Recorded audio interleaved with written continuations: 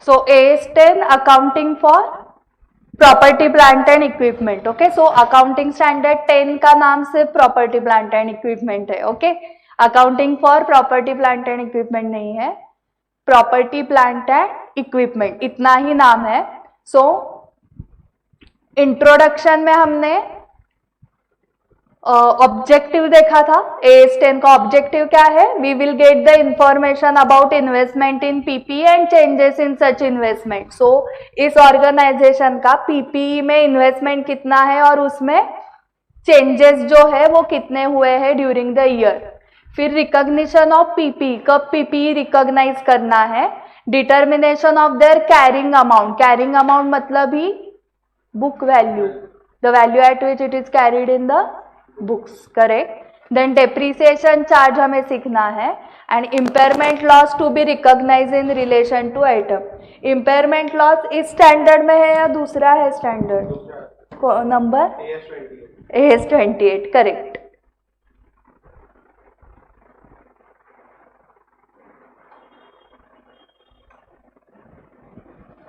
Okay, so impairment loss मतलब difference between fair value and हाँ book value या WDV या कैरिंग वैल्यू. ओके, स्कोप में उन्होंने दिया है कि general as a general principle AS10 should be applied in accounting for PP. But अगर दूसरा स्टैंडर्ड है जो डिफरेंट अकाउंटिंग ट्रीटमेंट दे रहा है तो यू शुड यूज दैट. सो जैसे AS10 लीजेस, सो लीज पे आपने लिया है तो उसका रिकॉग्निशन क्राइटेरिया AS19 पे दिया है, बट उसके ऊपर जो डेप्रिसिएशन लगेगा उसके रूल्स AS10 में दिए. AS10 not applicable to biological assets related to agricultural activity and wasting assets including mineral rights, expenditure on exploration for and extraction of minerals, oil, natural gas and similar non-regenerative resources. but bearer plants को applicable है AS10. And bearer plants पे जो agricultural produce आता है उसको AS10 applicable नहीं है, AS2 भी एप्लीकेबल नहीं है. Investment property should be accounted for only in accordance in cost model. हाँ, ओके. फिर definition of PP. PP are the tangible assets held for use in production और सप्लाई ऑफ गुड्स और services. एक तो आप goods का production करोगे मतलब आप मैन्युफैक्चरर हो, एंड आप गुड्स का प्रोडक्शन नहीं कर रहे हो, सप्लाई कर रहे हो तो आप ट्रेडर हो. Okay, so PP are the tangible items held for use in production और सप्लाई ऑफ गुड्स और सर्विसेज और फॉर रेंटल्स टू अदर्स और for administrative purpose expected to be used for more than 12 months. And for intangible items AS26. Other definitions में biological assets are the living animals and plant. AS10 does not apply if the definition of PP not met living animal के लिए. Plant के लिए AS10 applies to bearer plant. What are not bearer plants? Trees grown for use as lumber, then trees which are cultivated both for their fruit and their lumber and annual crops. Agricultural produce मतलब क्या? Agricultural activity. Agricultural activity is the management of biological transformation and harvest of biological assets for sale, for conversion into agriculture produce और into additional biological assets. So जो living animals होंगे उनके case में additional biological assets आएंगे for sale या for conversion into agricultural produce. ठीक है, इसके लिए हम क्या करते हैं? बायोलॉजिकल एसेट्स को हार्वेस्ट करते हैं. देन रिकॉग्निशन क्राइटेरिया में only if and only if. So asset is recognise if and only if it is probable that future economic benefits associated with the item will flow to the enterprise and the cost of that item can be measured reliably.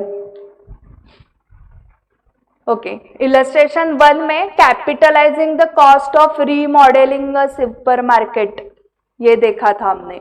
सो उसमें उन्होंने solution में क्या दिया था, the expenditure in remodelling the store will create future economic benefits in the form of 15% increase of sales and the cost of remodelling can be measured reliably, therefore it should be capitalised. So cost can be measured reliably, ये अभी तक learn हुआ रहेगा आपका. हाँ, ये words. Then spare parts की treatment अगर पीपीए के डेफिनेशन में है तो A10, नहीं तो नहीं होगा. When do we apply the above criteria for recognition. So जो अबाउ क्राइटेरिया जो है 2 points, that cost can be measured reliably and it is probable that future economic benefits associated with the item will flow to the enterprise. ये 2 criterias है recognition के. ये कब apply करने हैं, 2 बार अप्लाई करने हैं. इनिशियली भी अप्लाई करने हैं एंड सब्सिक्वेंटली भी अप्लाई करने हैं. When do we apply the above criteria for recognition, we will apply in 2 situations. Initially to acquire और construct an item of PP. Subsequently हम क्या कर सकते हैं, पीपी में एडिशन या पीपी की रिप्लेसमेंट या सर्विसिंग, मतलब मेंटेनेंस ना, repair maintenance. Measurement of PPE में एट रिकॉग्निशन कॉस्ट मॉडल ही, आफ्टर रिकॉग्निशन कॉस्ट मॉडल और रिवैल्यूएशन मॉडल. ओके, किसके लिए सिर्फ कॉस्ट मॉडल ही आता है, एक एक्सेप्शन था, उसके लिए रिवैल्यूएशन मॉडल यूज ही नहीं होता. Investment property, page number 5.23.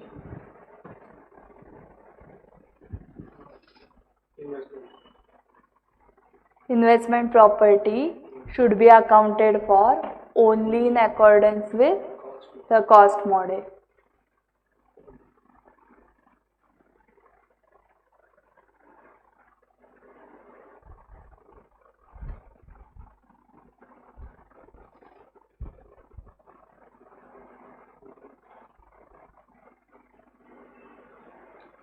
Now initial recognition. An item of PPE that qualifies for recognition as an asset should be measured at its cost. What are the elements of cost? Cost includes purchase price, any directly attributable cost and decommissioning, restoration and similar liabilities. So ये decommissioning, restoration सभी examples में आएगा क्या? सभी industries में नहीं आता है, एक्सट्रैक्शन के वगैरह केस में ही आएगा. अदरवाइज सिर्फ purchase price and directly attributable cost. And exclusions में inauguration cost, cost of introducing new product और service, cost of conducting business in new location और with a new class of customers and administration and other general overheads. Purchase price में क्या क्या आता है, directly attributable cost में क्या क्या आता है, सो क्या नहीं आता, the following cost are not included in the carrying amount of an item of PP. Cost incurred while an item capable of operating in the manner intended by management has yet to be brought in to use और is operated at less than full capacity. So वो एक बार operating condition में आने के बाद के cost include नहीं होंगे. इनिशियल ऑपरेटिंग लॉसेस भी इंक्लूड नहीं होंगे. कॉस्ट ऑफ रीलोकेटिंग और reorganising part or all of the operations of an enterprise. Examples, cost of employee benefits, examples of directly attributable cost. क्या क्या है, cost of employee benefits, cost of site preparation, initial delivery handling cost, installation assembly cost of testing whether the asset is functioning properly after deducting the net proceeds from selling any items produced while bringing the asset to that location and condition, such as samples produced when testing equipment, professional fees. Then examples of cost that are not cost of an item of, ये हो गया है हमारा. इसके बाद site पे हम क्या बना रहे थे, बिल्डिंग साइट थी, वो एज अ कार पार्किंग दिया था, जो उससे जो रेवेन्यू आएगा it will not be added to PP. Directly attributable incomes जो है, example sale of debris, scrap material on demolition in case of redevelopment will be adjusted from the cost of PP and not directly attributable to asset अगर है parking, car parking rental income, so that will be recognized as income. ये illustration 2 हो गया था ना? हाँ, सो ये relocating cost वगैरह इंक्लूड नहीं करना है, इसमें क्या क्या इंक्लूड करना है वो हो गया था, ये 3 months का ही करना पड़ेगा ना. Capitalisation of directly attributable cost, operating cost incurred in the startup period. Decommissioning हुआ था, हाँ, उसके रिलेटेड जो लायबिलिटीज है वो AS 29 के हिसाब से करने, क्योंकि वो estimated initial estimate of cost of decommissioning होता है, एंड वो आपने AS 2 में कब आएगा? If that cost is included in the inventory.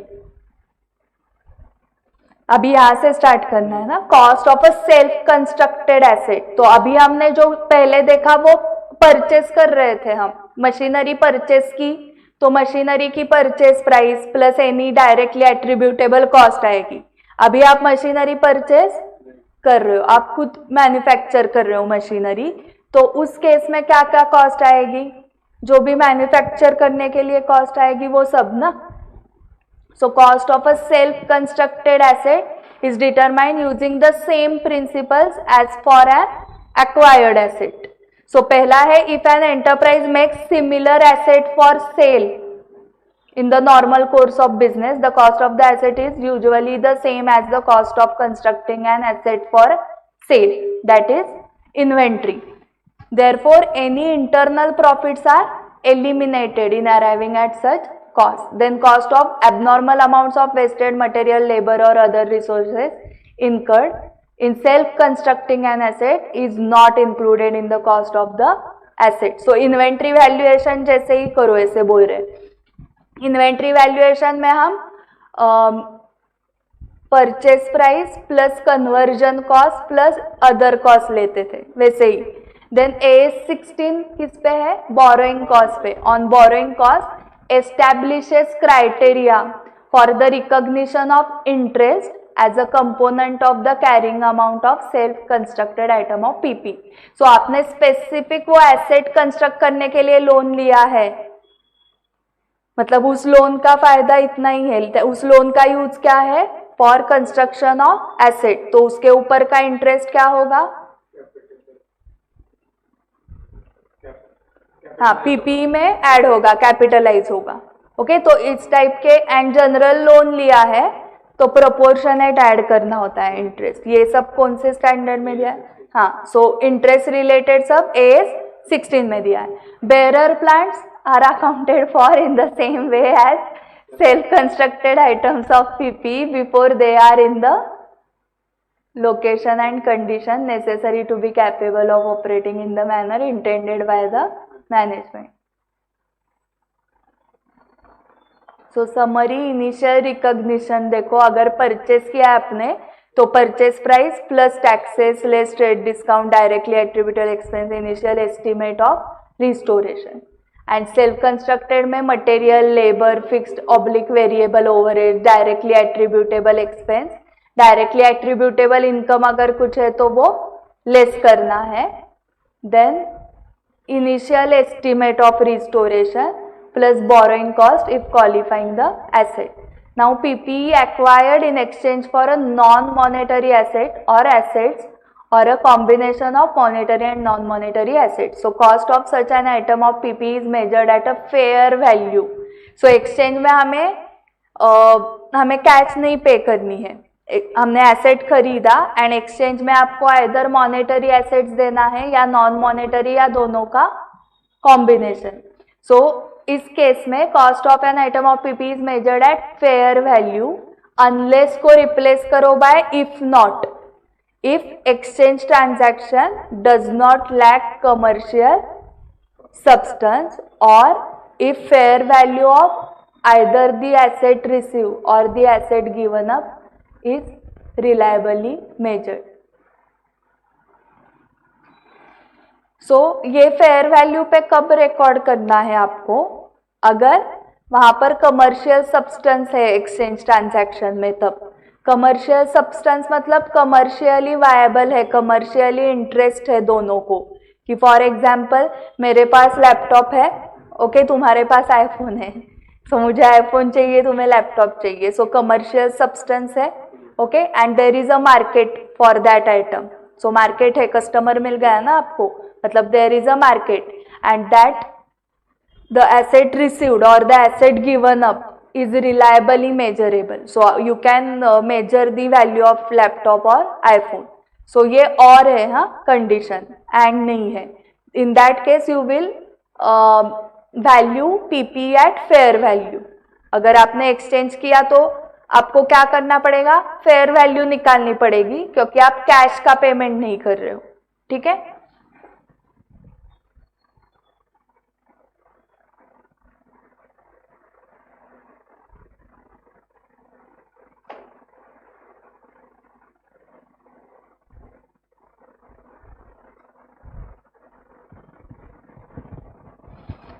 Okay, उसके ऊपर दो इलस्ट्रेशंस दिए, देखो.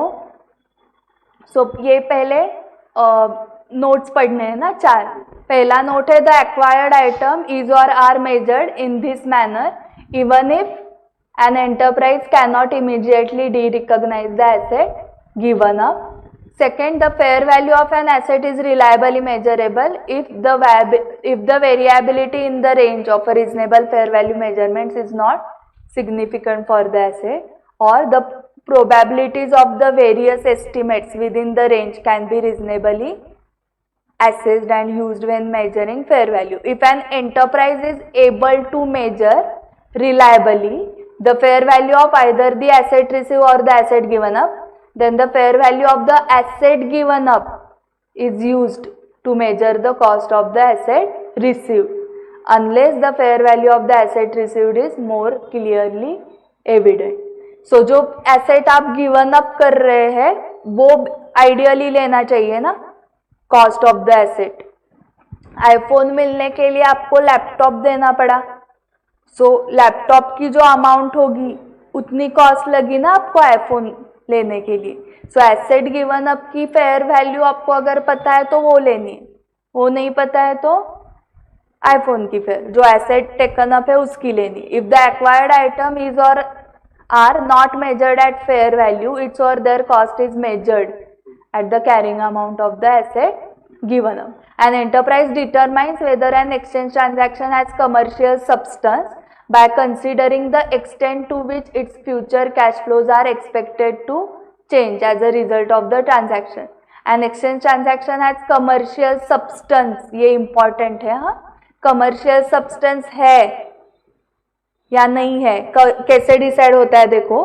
An exchange transaction has commercial substance if the configuration of the cash flows, configuration मतलब risk, timing and amount of the cash flows of the asset received differs from the configuration of the cash flows of the asset transferred, or the enterprise specific value of the portion of the operations of the enterprise affected by the transaction changes as a result of the exchange, and the difference in A or B is significant relative to the fair value of the asset exchange.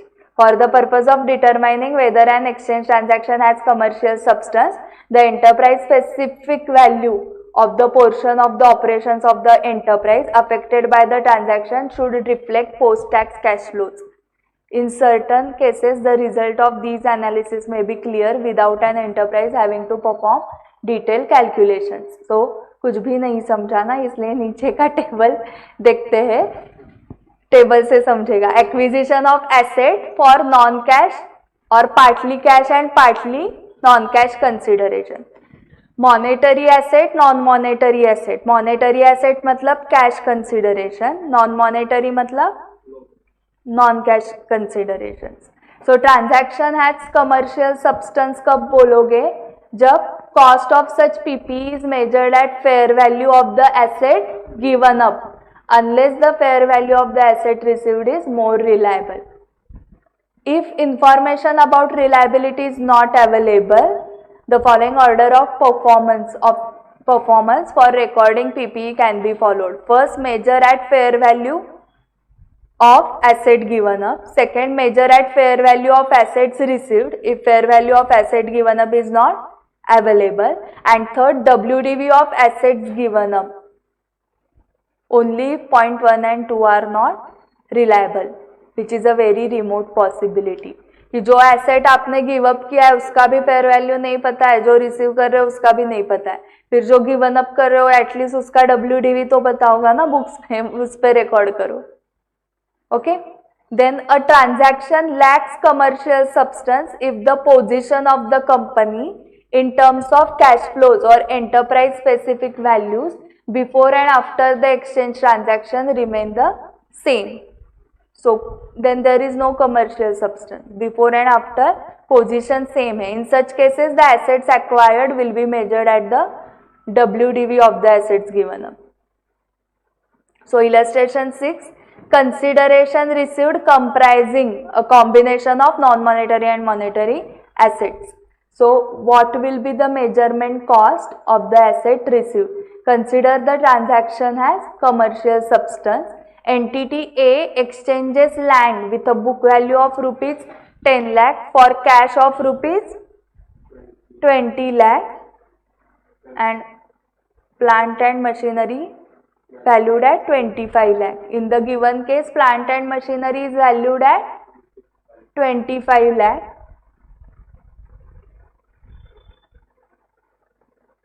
Which is assumed to be fair value in the absence of information.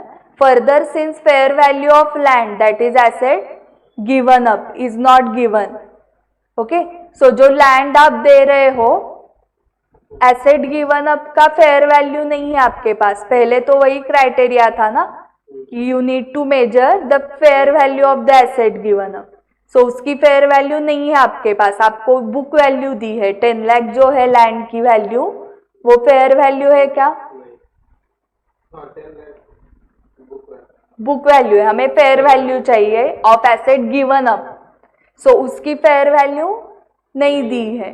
फिर second दिया है, फिर received की fair value 25 lakh है, इसे assume कर रहे हैं हम.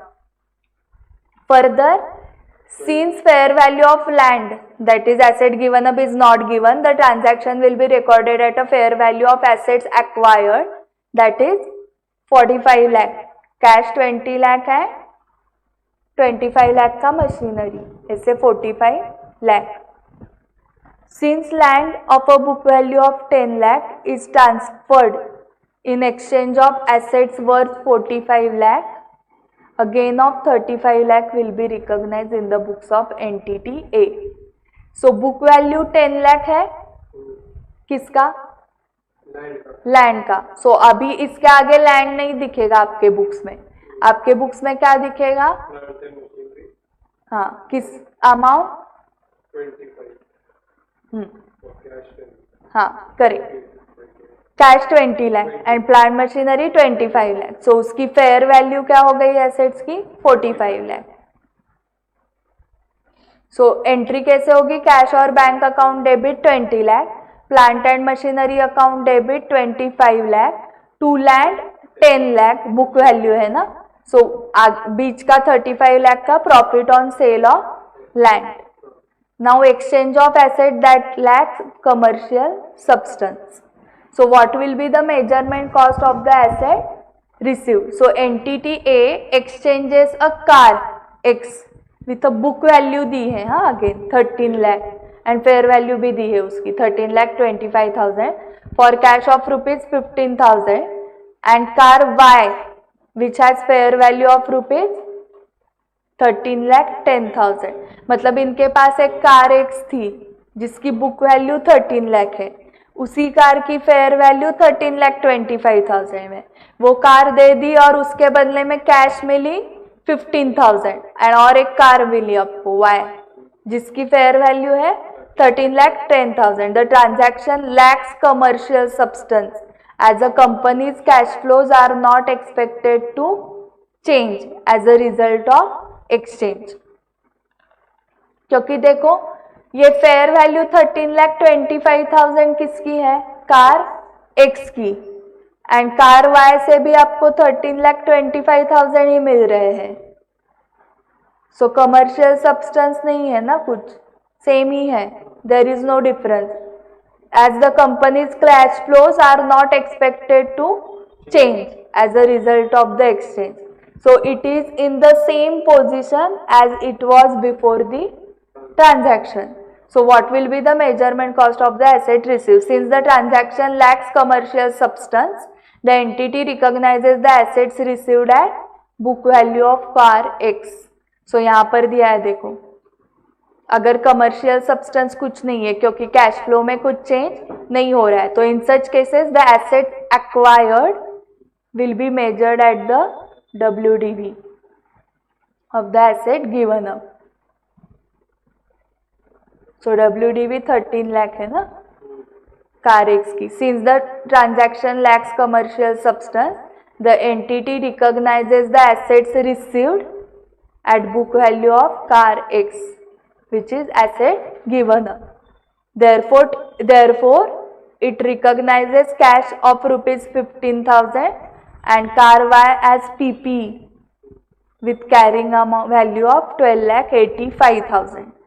कैश हमें आ गई 15,000, car Y account debit balancing figure लेना है 12,85,000 क्योंकि 2 कार X 13 लाख. ओके, क्योंकि देखो कुछ भी कैश फ्लो नया जनरेट नहीं हुआ, आपको कुछ प्रॉफिट नहीं हुआ है. सो आपकी जो कार एक्स थी 13 लाख की, वो आपको सिर्फ बुक से हटानी है. सो कार एक्स को जो डेबिट बैलेंस था वो क्रेडिट दे दिया आपने 13 लाख का. सो बैलेंस नील हो गया. कैश रिसीव हुई 15,000. सो बैलेंसिंग फिगर कहाँ पर जाएगा, कार वाई अकाउंट में. सो ये इंपॉर्टेंट मार्क करके रखो. हाँ, ये क्या हुआ, एसेट एक्सचेंज का. मॉनेटरी एसेट के साथ एक्सचेंज करना मतलब कैश, एंड नॉन मॉनेटरी मतलब non cash. Determination of cost in special cases. So cost of an item of PPE is the cash price equivalent at the recognition date. Cash price equivalent मतलब आपने ये AC खरीदा तो upfront आप कितना पैसा दे रहे हो वो अमाउंट लिखी रहती है एसेट पे. आपने देखा होगा लोन फैसिलिटी वगैरह रहता है जब इलेक्ट्रॉनिक आइटम्स हम खरीदने जाते हैं. So if the payment is deferred beyond normal credit terms. Normal credit terms कुछ होते हैं, मतलब हाँ करेक्ट, इतने मंथ्स तक आप पार्टली पेमेंट करते रहो इंस्टॉलमेंट्स में.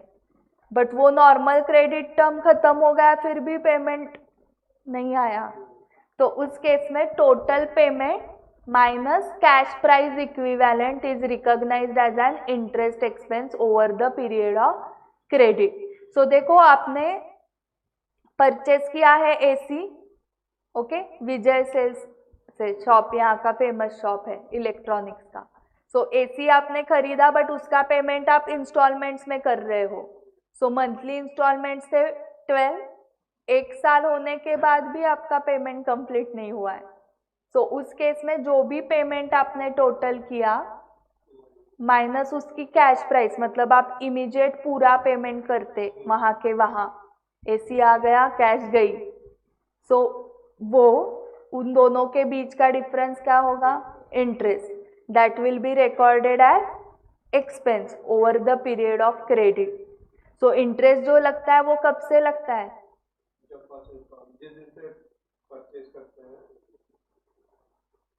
नॉर्मल क्रेडिट पीरियड खत्म होने के बाद.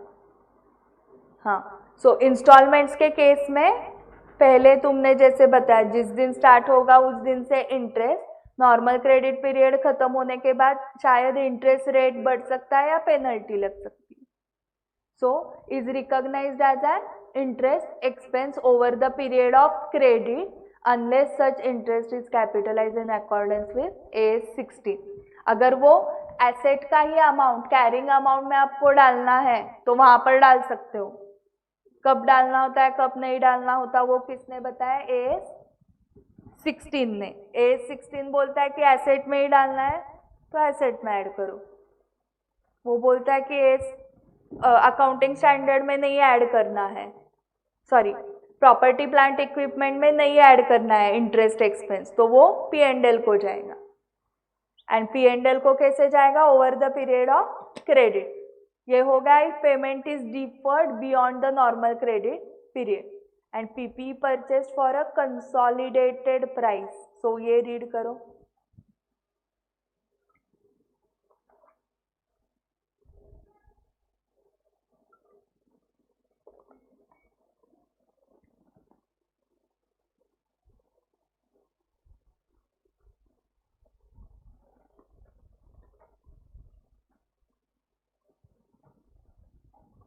तो बहुत सारे एसेट्स आपने लिए, फर्नीचर, मशीनरी, व्हीकल्स, एंड एक ही कंसोलिडेटेड पेमेंट किया, तो आपको क्या करना पड़ेगा? अप्रोप्रिएट करना पड़ेगा फेयर वैल्यूज। मशीनरी का इतना, फर्नीचर का इतना, तो वो फेयर वैल्यू कौन से डेट की लेनी है? Date of acquisition. Note, in case the fair values of the items acquired cannot be measured reliably, these values are estimated on a fair basis as determined by competent valuers. fair value नहीं है आपको पता तो valuers के पास जाओ, उनको पूछो इसकी वैल्यू क्या है। Then PP held by lessee under a finance lease. So lease के कितने टाइप्स होते हैं? दो, finance lease, operating lease. Finance lease के केस में लेसी मतलब टेनेंट, उसके बुक्स में एसेट दिखाता है एंड जो ओनर है वो रेंटल इनकम दिखाता है। एक्चुअली ओनर वो है बट उसके बुक्स में एसेट नहीं दिखता है। किसके बुक्स में दिखता है? लेसी के, टेनेंट के, फाइनेंस लीज के केस में। हाँ सिर्फ। So the cost of an item of PP held by a lessee under a finance lease is determined in accordance with AS19। So AS10 का संबंध नहीं है। And government grant related to PP, the carrying amount of an item of PP may be reduced by government grants in accordance with AS12. Okay 10 minute का break लो and then next complete करते हैं। समझ में आ ही जाता है कि क्या बोल रहे हैं, इतना टेक्निकल भी नहीं लिखा है उन्होंने। बट सिर्फ समझने से फायदा नहीं है। स्टूडेंट्स को लगता है हाँ मैम समझा समझा, तो आ रहा है बट सिर्फ समझ के नहीं फायदा है। Now treatment of subsequent cost. So initial cost का सब हो गया है। हाँ अभी इनिशियल में आप पहले एक तो कैश दे सकते हो, नहीं तो एसेट एक्सचेंज कर सकते हो, या आपको गवर्नमेंट ग्रांट मिल सकता है, या आपने लीज पे एसेट लिया हो सकता है, या आपने कंसोलिडेटेड प्राइस में एसेट लिया हो सकता है, या क्रेडिट पीरियड खत्म होने के बाद भी आपका पेमेंट चल रहा है। ओके तो ये सारे एक्विजिशन के मेथड्स, मोड्स हो गए। इससे और कुछ आपको इमेजिन हो रहा है क्या कि मैम स्टैंडर्ड में ये छूट दिया, मतलब ये स्टैंडर्ड में कवर अप नहीं हुआ, फ्री में किया है तो वो परचेस ही नहीं है, फिर वो जीरो ही कॉस्ट है ना उसकी। तो वो हम asset account debit to capital account करते हैं। आपको गिफ्ट मिला कौन सा asset, and that asset you used in the business ना। ओके सो वो एसेट टू कैपिटल हो जाएगा, एसेट टेकन एज गिफ्ट। और कुछ आपको घर जाके अगर इमेजिन हुआ तो देखो इसमें बैठ रहा है क्या, अगर नहीं बैठ रहा है तो वो AS से छूट गया है। फिर हम ICI को मेल लिखेंगे कि इस मोड से भी एसेट परचेस हो सकता है बट ये कवर अप नहीं हुआ है इसमें। सो ट्रीटमेंट ऑफ अभी सब्सिक्वेंट कॉस्ट, एसेट आ गया आपने कॉस्ट पे उसको रिकॉर्ड कर दिया बुक्स में, अभी लगेगा आपको day to day servicing. So cost of day to day servicing are primarily the cost of labor and consumables and may include the cost of small parts. The purpose of such expenditure is often described as for the repairs and maintenance. So an enterprise does not recognize in the carrying amount of an item of PP the cost of the day-to-day servicing of the item. Rather, these costs are recognized in the statement of profit and loss. Replacement of parts of PP. So parts of some items of PP may require replacement at regular intervals. For example, a furnace may require relining after a specified number of hours of use. Aircraft interiors such as seats and galleys may require replacement several times during the life of the airframe, क्योंकि airframe का life बहुत ज़्यादा होता है, 50 years है for example, एक ही aircraft आप use कर रहे हो. एयरफ्रेम, एयरक्राफ्ट का one of the part is airframe. उसके अंदर सीट्स, अगर 50 ईयर्स पुराने सीट से आप बैठोगे क्या उसमें? सो सीट्स एंड गैलरीज जो है अंदर का इंटीरियर, वो आपको रिप्लेस करना पड़ेगा several times. Major parts of conveyor system such as conveyor belts, wire ropes etcetera में require replacement several times during the life of the conveyor system. So आपने ये कहाँ पे देखा होगा? एयरपोर्ट पे कन्वेयर सिस्टम जो घूमते रहता है ना, बैग्स हम रखते हैं उसके ऊपर एंड वो कन्वेयर बेल्ट घूमते रहता है, फिर हमारी नहीं मिलती है, सबकी मिलती है, सबको ओला भी मिल जाती है, तब तक हमें बैग नहीं मिलती.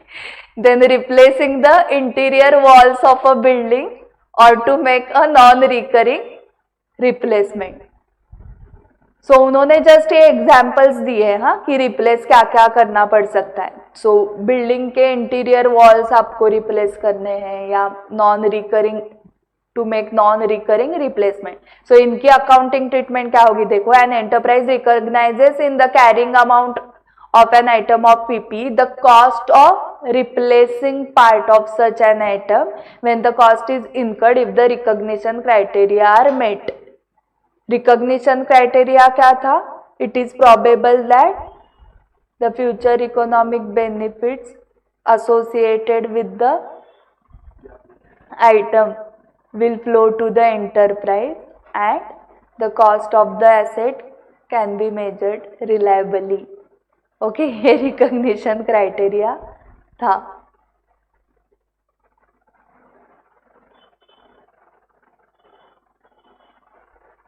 यहाँ पर 2.5, it is probable that future economic benefits associated with the item will flow to the enterprise and the cost of the item can be measured reliably. So वो जो पार्ट आपने रिप्लेस किया, उससे अगर इकोनॉमिक बेनिफिट्स बढ़ने वाले हैं and उसकी कॉस्ट भी आपको रिलायबली पता है, तो आप उसको कैरिंग अमाउंट में ऐड करोगे. फॉर एग्जाम्पल मुझे ये बताओ, ये ट्यूबलाइट जो है वो चली गई, हमने रिप्लेस कर दिया इसको, तो इकोनॉमिक बेनिफिट्स नहीं बढ़ेंगे ना, it's just a repair maintenance. Okay, उसके बाद एयर कंडीशन था, मैंने रिप्लेस कर दिया, इकोनॉमिक बेनिफिट्स कुछ नहीं हुआ ना, ये तो रिपेयर मेंटेनेंस हुआ आपका. सो रिप्लेसमेंट ऑफ द पार्ट कब आपको एसेट में ऐड करना है? अगर वो रिकॉग्निशन क्राइटेरिया फुलफिल कर रहा है तो ही. फॉर एग्जाम्पल आपके पास आप सॉफ्टी आइसक्रीम वेंडर हो, आइसक्रीम सेलर, एंड सॉफ्टी का एक मशीन आता है, vanilla, chocolate and mix. Okay, 3 है उसमें, आपने कुछ तो उसके पार्ट्स रिप्लेस कर दिए, जिससे 2 in 1 आपने खाया होगा ना, चॉकलेट वैनिला मिक्स. ओके, सो आपके पास ये 3 ही ऑप्शंस थे. अभी कुछ पार्ट्स चेंज करने से अभी और 3 आप एट अ टाइम कर सकते हो एक ही मशीन में. ऐसे कुछ कर दिया कि पहले 3 आइसक्रीम से आ रहे थे तो बड़ी लाइन लगती थी, बट अभी 6 आपको आउटपुट, मतलब आपने एडिशन कर दी, या ऐसे रिप्लेसमेंट किया कि जहां से 3 सेक्शंस थे उन 3 के 6 सेक्शंस कर दिए, तो at a time 6 cones ready हो सकते हैं. तो आपके इकोनॉमिक बेनिफिट्स बढ़ गए, हाँ बढ़ गए. ओके, क्योंकि उस केस में क्या होगा, फटाफट सेल होते जाएगा, तो वो शायद क्या हो सकता है, एसेट में ऐड हो सकता है. ओके, रिप्लेस करने से. So the carrying amount of those parts that are replaced is de-recognized. पुराना हटा दिया, in the accordance with the de recognition provision of this standard. So जो पुराने पार्ट की कॉस्ट थी वो डी रिकॉग्नाइज करनी पड़ेगी एंड नए पार्ट की कॉस्ट ऐड करनी पड़ेगी। सो जो पुराने पार्ट की कॉस्ट डी रिकॉग्नाइज करनी है उसके भी प्रोविजंस आगे दिए हैं। नाउ रेगुलर मेजर इंस्पेक्शन, उसकी अकाउंटिंग ट्रीटमेंट। सो ये स्टार्ट करने से पहले मुझे फिर से बताओ, अगर कुछ पार्ट्स रिप्लेस किए आपने तो वो पार्ट्स रिप्लेस करने से अगर कुछ इकोनॉमिक बेनिफिट्स बढ़ रहे हैं तो ही कैरिंग अमाउंट में ऐड करोगे। कुछ नहीं हो रहा है, जनरल रिपेयरिंग मेंटेनेंस है कि पहले का ऐसे खराब हुआ था इसलिए नया लगा, या जो सॉफ्टी का एग्जांपल था उसके वो 3 सेक्शंस खराब हो गए थे इसलिए नए लगाए। पुराना खराब हो गया इसलिए रिप्लेस किया तो it's a repair and maintenance, तो वो P&L हो जाएगा। नाउ रेगुलर मेजर इंस्पेक्शन है, major in certain cases a condition of continuing to operate an atom of PP, for example an aircraft, may be performing regular major inspection for faults regardless of whether parts of the atoms are replaced। मतलब replace किए है, replace करना पड़ेगा या नहीं करना पड़ेगा ये हम कब देखते हैं, जब खराब हो जाएगा तब देखते हैं, अरे नया लेना चाहिए या इसको ही रिपेयर करूं मैं। ओके, तो हम क्या डिसाइड करते हैं, इधर इसको ही रिपेयर करते हैं नहीं तो रिप्लेस करते हैं। बट एयरक्राफ्ट जैसे एसेट्स के केस में आपको इंस्पेक्शन बाय लॉ करना ही पड़ेगा। ओके, एयरक्राफ्ट के केस में आप देखोगे कैसे जब बिगड़ जाएंगे हम देखते हैं। ओके, एक आधा एक्सीडेंट हो जाने दो फिर देखते हैं कि एयरक्राफ्ट रिप्लेस करना है, नया लेना है या नहीं। पुराना जब तक चल रहा है तब तक चलने दो, ऐसे नहीं कर सकते। When each such major inspection is performed, its cost is recognized in the carrying amount of the item of PP as a replacement if the recognition criteria are satisfied. So in certain cases, condition of continuing to operate an item of PP may be performing regular major inspections for faults regardless of whether parts of the items are replaced or not replaced. So any remaining carrying amount of the cost of the previous inspection as distinct from the physical parts is de-recognized. Okay, so जो inspection चल रहे हैं तो वो क्या करना है, वो inspection अगर रिकॉग्निशन क्राइटेरिया सेटिस्फाई कर रहा है तो उसको किस में ऐड करना है, पीपी में ऐड करना है। तो पहले का इंस्पेक्शन का जो कैरिंग अमाउंट होगा ना उसको डी रिकॉग्नाइज करो एंड नए इंस्पेक्शन के कॉस्ट को ऐड करो, रिकॉग्नाइज करो। बट सिर्फ इंस्पेक्शन की cost of inspection, okay, not the physical part of the aircraft. Inspection की पहले भी कॉस्ट हुई रहेगी क्योंकि इंस्पेक्शन रेगुलर इंटरवल्स में करना पड़ता है। सो पहले का जो इंस्पेक्शन कॉस्ट था उसको क्या किया आपने, डी रिकॉग्नाइज, जो कैरिंग अमाउंट थी वो, एंड नई cost of inspection recognise. Subsequent expenditure हो गया, इतना ही था, यही अभी टेबल में दिया है। अगर regular day to day repairs maintenance है तो क्या करोगे, P&L। Expenses which increase the life और efficiency of the asset beyond the originally asset life और एफिशिएंसी तो capitalise. Major replacements, major inspections, major overall मतलब वही मेजर रिपेयर्स तो कैपिटलाइज करना है as under WDV of the asset. आपके पास ऑलरेडी होगा, उसमें आप cost of new part add करोगे less WDV of old part. So derecognition करना है मतलब WDV निकालना है ओल्ड पार्ट का, then you will get revised WDV।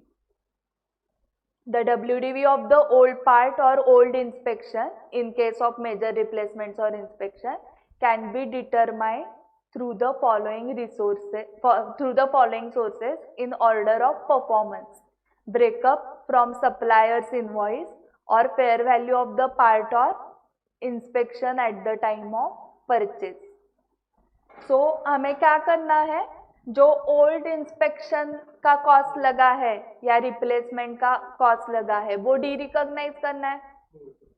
But कितनी कॉस्ट निकाल डी रिकॉग्नाइज या लेस करनी है, हाँ, तो वो इनवॉइस से समझेगा, ऐसे दिया है उन्होंने। The WDV of the old part आपको कहाँ से समझेगा? Can be determined through following sources.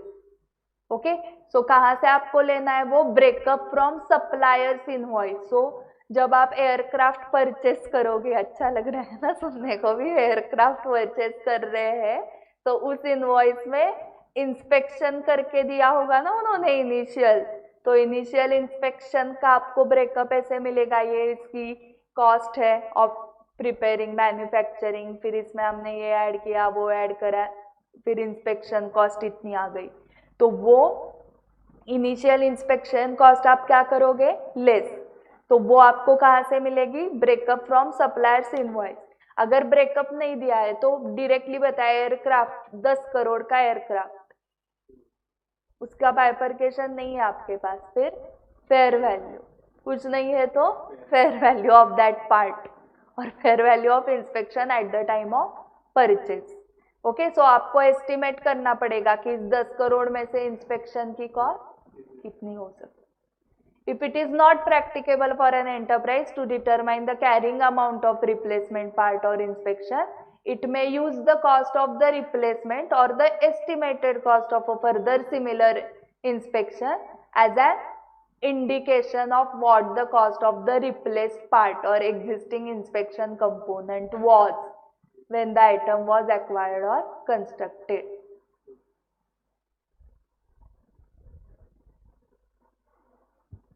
सो अगर आपके पास कैरिंग अमाउंट नहीं है, ओके,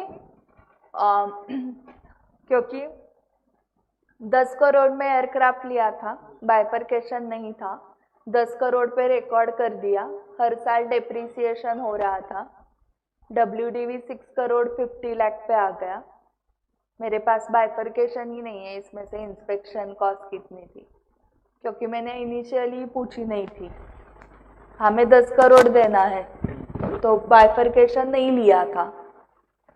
अभी आप जब CA बन जाओगे तब आप क्लाइंट को बताओगे ना ऐसा इनवॉइस नहीं चलेगा, ओके, आपको ब्रेकअप वाला इनवॉइस लेना पड़ेगा, ओके, तब प्रॉब्लम नहीं आएगा, क्योंकि ये आगे, क्योंकि आपको पता है ये स्टेन आपने सीखा है। सो बड़े बड़े एसेट्स के लिए जो परचेस इनवॉइस होंगे वो आप ब्रेकअप वाले लोगे, अभी इन्होंने नहीं लिया ब्रेकअप वाला, इन्होंने फेयर वैल्यू भी इनको नहीं आ रही है, and it is not practicable to determine the carrying amount of the replaced part. In that case use the estimated cost, estimate करो कि इंस्पेक्शन कॉस्ट कितनी होगी at the time of purchase और एसेट एक्वायर्ड। एस्टिमेट मतलब सब estimate पे चल रहा है, आइदर ब्रेकअप होगा सप्लायर इनवॉइस में, वो नहीं है तो फेयर वैल्यू भी नहीं है तो एस्टिमेट लगाओ, मन की बात, मन की अमाउंट, ठीक है। So the WDV of the old part or inspection is computed after deducting the applicable depreciation. So illustration 8, what happens if the cost of the previous part or inspection was not identified in the transaction in which the item was acquired or constructed. So जैसे कि हमने 10 करोड़ का aircraft लिया था, पता ही नहीं इसमें से इंस्पेक्शन कॉस्ट कितनी है, या एयरक्राफ्ट में से जो एयर फ्रेम है वो ज़्यादा साल चलता है, उसका लाइफ ज़्यादा होता है compare to interior air frame का। सो इंटीरियर सीट्स वगैरह आप चेंज कर रहे हो, बट जब आपने एयरक्राफ्ट खरीदा तब सीट्स के लिए कितने दिए थे, एयर फ्रेम कितने दिए थे, वो ब्रेकअप ही नहीं था। तो हाँ correct, derecognition of the carrying amount occurs regardless of the whether the cost of the previous part or inspection was identified in the transaction in which the item was acquired or constructed. So आप ये नहीं बोल सकते हो ये हमने replace तो कर दिए सीट्स, बट हमें पता ही नहीं थे पहले की सीट्स की कॉस्ट कितनी है, पता नहीं है तो फेयर वैल्यू निकालो, वो नहीं पता तो कुछ तो एस्टिमेट तो लगाओ, ठीक है। So what happens if the cost of previous part was not identified, फिर भी आपको डी रिकॉग्निशन करना ही पड़ेगा, D recognition of the carrying amount. मतलब क्या करना पड़ेगा, पहले तो कॉस्ट एस्टिमेट करो उसकी, फिर उसको डेप्रिसिएट करते आ जाओ, फिर you will get the carrying amount of that part. Okay, so मुझे लगता है ये सब सुनने के बाद मैम बिग 4 में नहीं जाना है. बहुत काम है ये. The next, what will be your answer in the above question if it is not practicable for an enterprise to determine the carrying amount of the replaced part or inspection? Estimate करो ना फिर. It may use the cost of the replacement.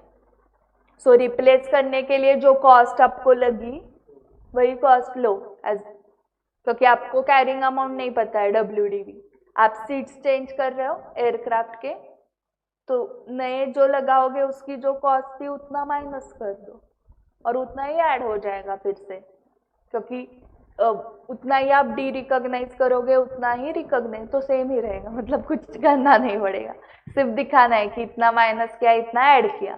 So it may use the cost of replacement or the estimated cost of a future similar inspection as an indication of what the cost of the replaced part or existing inspection component was when the item was acquired or constructed.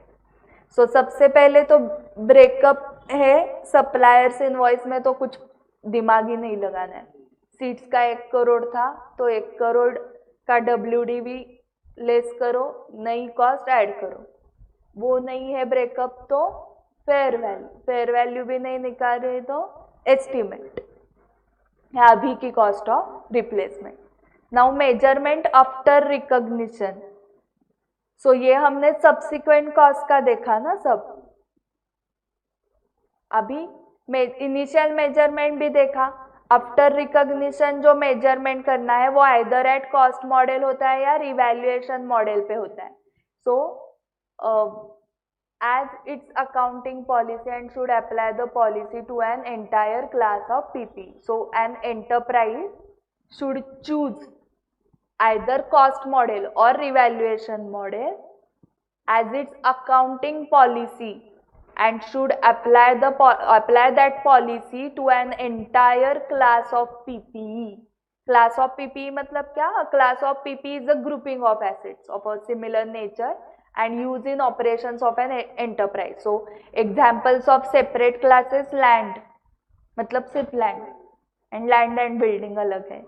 Then machinery, ships, aircraft, motor vehicles, furniture, fixture, office equipment, bearer plants. Okay, so CA होने के बाद ये सारे assets आपके पास होने चाहिए.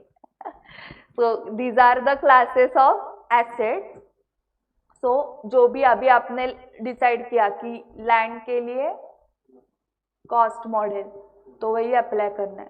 इस साल कॉस्ट मॉडल करते हैं, नेक्स्ट ईयर रिवैल्यूएशन मॉडल करते हैं, ऐसे नहीं. Accounting policy should be followed consistently. But वो पूरे लैंड का जो ग्रुप है आपका वो एक क्लास है. मशीनरी मतलब हर टाइप के मशीनरीज है उसमें, तो उसके लिए आप लगा सकते हो. बट एक बार जो मॉडल लगाया वही हाँ कंसिस्टेंटली. सो कॉस्ट मॉडल में क्या होगा देखो. After recognition as an asset, asset recognition का क्राइटेरिया आपको पता है. It is probable that future economic benefits, हाँ future economic benefits of the item associated to the enterprise and cost can be measured reliably. Future economic benefits associated with the item will flow to the enterprise. Okay, and start है it is probable that future economic benefits associated with the item will flow to the enterprise. Enterprise को flow हो जाएगा वो. And cost of the item can be measured reliably. So वो recognition criteria satisfy होने के बाद आप asset recognise करते हो. तो कॉस्ट मॉडल में N item of PP should be carried at cost less any accumulated depreciation less any accumulated impairment loss. ये AS10 से मिलेगा, ये दोनों कॉस्ट एंड accumulated depreciation, और ये AS28 से. कॉस्ट मॉडल हो गया इतना ही, तो यही आप करते हो ना. अभी रिवैल्यूएशन मॉडल देखो, अगर आपने फाउंडेशन का डेप्रिसिएशन टॉपिक अच्छे से किया है तो एक लास्ट पैराग्राफ था उसमें रिवैल्यूएशन का, तो वहां पर ही आपने एक्चुअली रिवैल्यूएशन मॉडल सीखा है.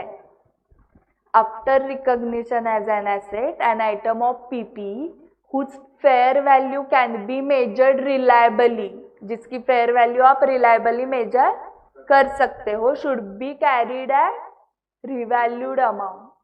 So fair value at the date of revaluation less any subsequent accumulated depreciation, मतलब revaluation करने के बाद का less any subsequent accumulated impairment losses is equal to carrying value. So ये दो सेम ही है, सिर्फ सब्सिक्वेंट है. एंड ऊपर कॉस्ट की जगह fair value. So revaluation for entire class of PP, if an item of PP is revalued the entire class of PP to which that asset belongs should be revalued. Reason क्या है देखो, the items within a class of PP are revalued simultaneously to avoid selective revaluation of assets and the reporting of the amounts in the financial statements that are a mixture of cost and values as at different dates. It will ensure true and fair view of financial statements. So illustration 10 देखो, revaluation on a class by class basis. So ये हम revaluation model के ऊपर illustration है. State whether this is acceptable under AS 10 or not with reasons. So entity A is a large manufacturing group. It owns a number of industrial buildings such as factories and warehouses and office buildings in several capital cities. The industrial buildings are located in industrial zones, whereas the office buildings are in a central business districts of the cities. Entity A's management wants to apply the revaluation model as per AS 10 to the subsequent measurement of the office buildings, but continue to apply the historical cost model to the industrial buildings. So class of assets को आप revaluation model लगाना है. हाँ, so entity ए का जो management है वो बोल रहा है कि जो इंडस्ट्रियल बिल्डिंग्स है वो इंडस्ट्रियल जोन्स में है, उसके लिए हम लगाएंगे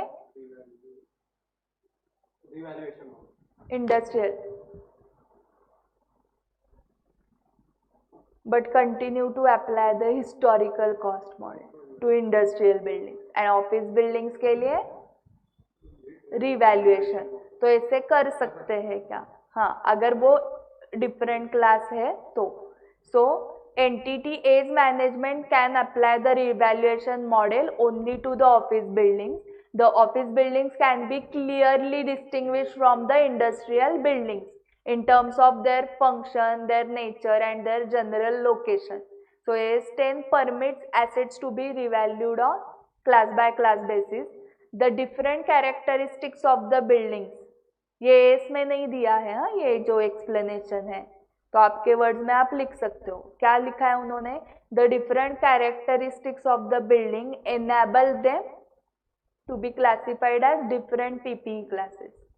The different measurement models can therefore be applied to these classes for subsequent measurement. Initial measurement के लिए चॉइस नहीं है, सिर्फ कॉस्ट मॉडल है. However, all properties within the class of office buildings must be carried at revalued amount. Okay? So ये different classes क्यों है? क्योंकि उनके characters different है. जैसे कि in terms of their functions, their general location, their nature. क्योंकि nature मतलब क्या, ऑफिस में आप मैन्युफैक्चरिंग नहीं करने वाले हो एंड फैक्ट्री में बैठ के मीटिंग्स नहीं लेने वाले हो. So their nature is different, that's why they are considered as different classes. आपको ये पता होगा कि अगर आप फैक्ट्री परचेस करने के लिए जाओगे एंड ऑफिस परचेस करने के लिए जाओगे तो उसके रेट्स वगैरह भी अलग होते हैं, लोकेशंस भी अलग होते हैं. ओके, आप फैक्ट्री जो MIDC एरियाज है, महाराष्ट्र इंडस्ट्रियल डेवलपमेंट कॉरपोरेशन, सो MIDC एरिया में फैक्ट्रीज होते हैं, तो वहां पर जाके आप ऑफिस बिल्डिंग डालोगे क्या?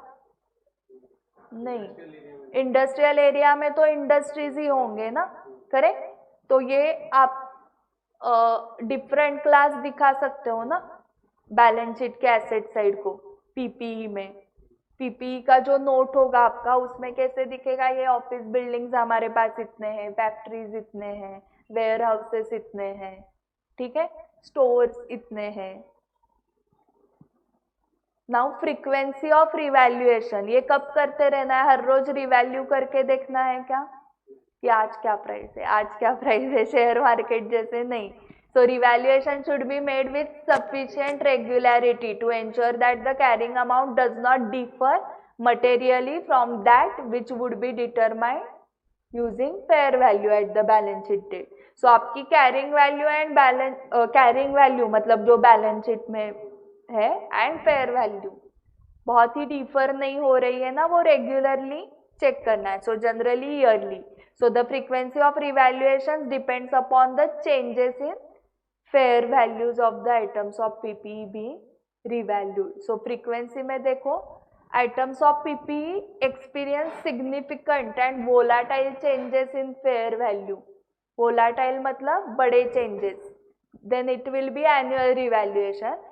Items of PPE with only insignificant changes in fair value, then revalue the item only every 3 or 5 years. Fair value कैसे determine करोगे? Fair value of item of PPE is usually determined from market based evidence by appraisal that is normally undertaken by professionally qualified valuers. If there is no market based evidence of fair value because of the specialized nature of the item of PPE and the item is rarely sold except as a part of a continuing business, an enterprise may need to estimate fair value using an income approach based on discounted cash flow projections or a depreciated replacement cost approach which aims at making a realistic estimate of the current cost of the acquiring or constructing an item that has the same service potential as the existing item. So आपको market based evidence लेना है पहले तो fair value के लिए, but वो specialise nature का अगर है एसेट, फॉर एग्जाम्पल आपके पास 4 व्हीलर है जो गोल्ड की बनी हुई है, गोल्ड की, तो इसकी प्राइस नहीं पता है मार्केट में, आपको मार्केट बेस्ड एविडेंस नहीं है, तो उस केस में आप क्या करोगे? Fair value, estimate the fair value या करंट कॉस्ट लोगे? हाँ, करेक्ट। सो जो भी है फेयर वैल्यू एस्टिमेट करो, current cost, depreciated replacement cost approach, मतलब वही करंट कॉस्ट लगाओगे, ठीक है। या उन्होंने दूसरा एक ऑप्शन दिया है डिस्काउंटेड कैश फ्लो प्रोजेक्शंस। सो ये फाइनेंशियल मैनेजमेंट में कैपिटल बजटिंग में है कि फ्यूचर में आपको क्या कैश फ्लोज होने वाले हैं उसकी प्रेजेंट वैल्यू निकालते जाओ और उस प्रेजेंट वैल्यू को ऐड करो, तो आपको डिस्काउंटेड इनकम और डिस्काउंटेड कैश फ्लो मिल जाएगा। So net present value, NPV, NPV will be the fair value, ठीक है। अगर आपके पास वो जो एसेट है वो स्पेशलाइज्ड एसेट है तो ही प्रॉब्लम आएगा। नॉर्मल एसेट है, गोल्ड बिल्ड का नॉर्मल कार है आपके पास, तो आपको उसकी फेयर वैल्यू मिल जाती है वैल्यूअर से। सो रिवैल्यूएशन कब करना है? फ्रीक्वेंट चेंजेस है, वोलाटाइल चेंजेस है तो एनुअली, हाँ 3 to इनसिग्निफिकेंट चेंजेस है तो ओके। ये सब कब करना पड़ेगा? If you are using revaluation model.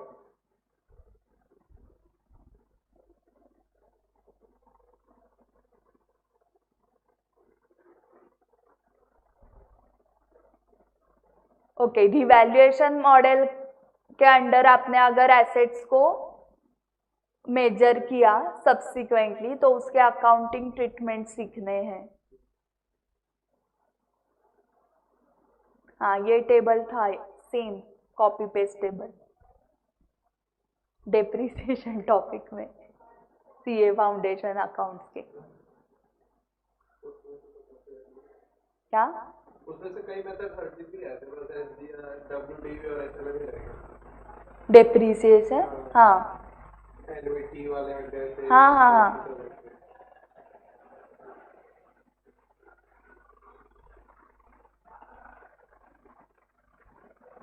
ये सब फिर से आ गया। Residual value, useful life.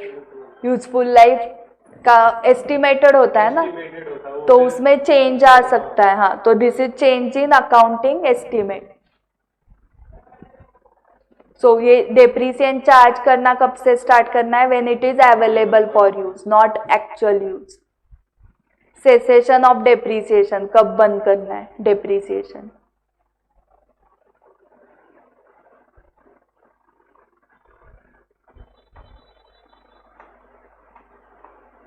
Method straight line method, WDV and units of production, तीन ही है।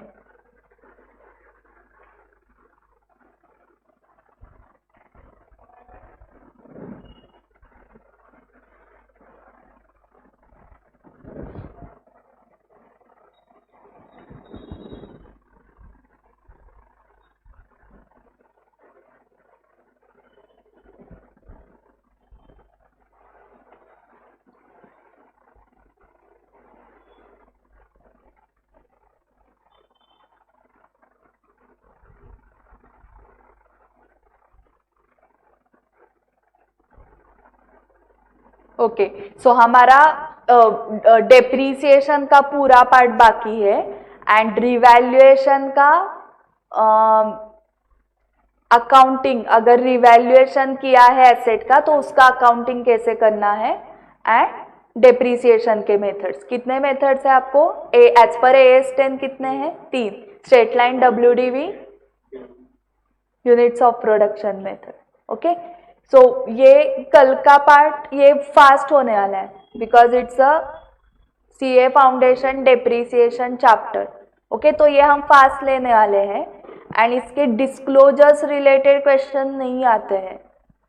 ओके, AS 10 के, तो वो आप घर पे पढ़ लो डिस्क्लोजर्स, वो हम क्लास में नहीं लेने वाले हैं।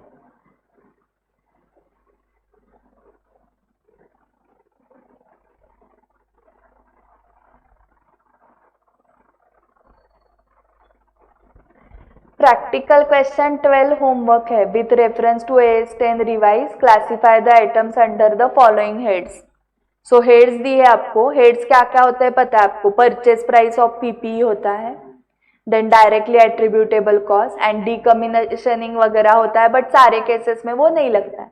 सो यहाँ पर आपको purchase price, directly attributable cost या cost not included in determining the carrying amount of an item of PP उसमें डाल देना है, जैसे कि import duties and non refundable purchase taxes purchase price में जाएगा। हाँ, सो ऐसे कितने आइटम्स है? 8 आइटम्स को आप हेड्स में डाल सकते हो ना, 3 हेड्स में डालना है ऐसे कि आउट ऑफ मिल गए। कंसेप्ट क्लियर है तो डाल पाओगे। लास्ट वाला बताओ, administration and other general overhead cost. General cost not included, Roman 3 में। एंड 7 इंस्टॉलेशन,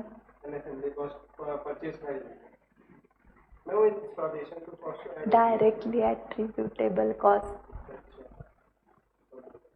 परचेज प्राइस में कैसे आएगा? तुमने एसी परचेज किया और तुमने बोला कि मुझे आता है इंस्टॉल करने को, आप मत इंस्टॉलेशन करो, तो तुम्हें सिर्फ परचेज प्राइस ही लगी ना एसी की। तो इंस्टॉलेशन डायरेक्टली एट्रीब्यूट, जिसको इंस्टॉल करने को नहीं आता उसको ही वो प्राइस देनी पड़ेगी इंस्टॉलेशन की। तुम्हें आता है तो तुम्हें सिर्फ परचेज प्राइस ही लगेगी ना। ट्रेड डिस्काउंट रिबेट्स कहाँ से लेस करना है? Purchase price. हाँ, अभी समझा।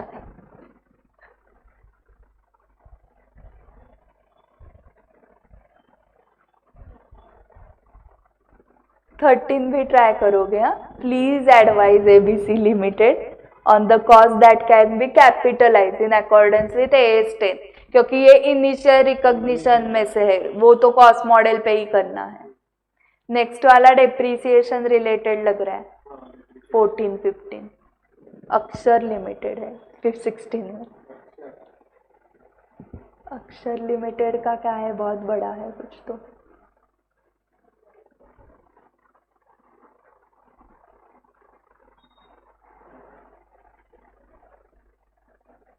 बहुत कम 17 में भी डेप्रिसिएशन है।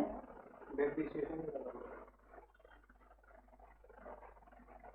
18 में कंज्यूमिंग एसएलएम हाँ, सो वो मत सिर्फ 15 तक करो, फिर सॉरी 15 भी नहीं, 14 भी नहीं, 12 एंड 13।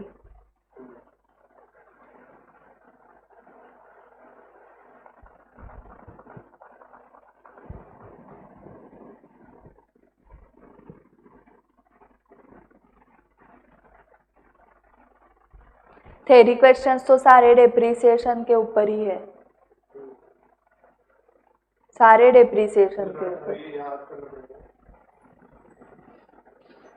अकाउंट्स में याद नहीं।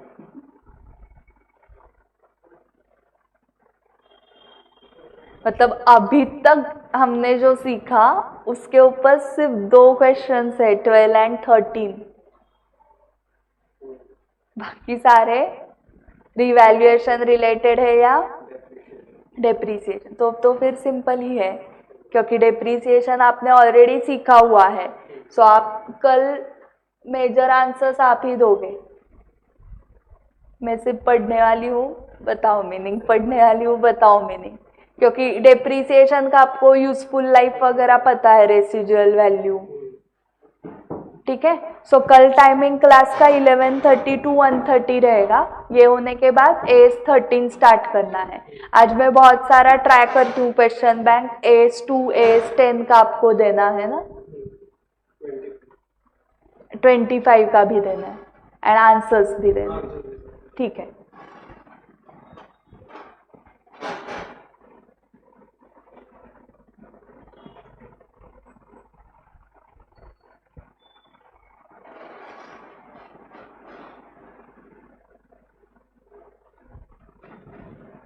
ट्वेल्व 13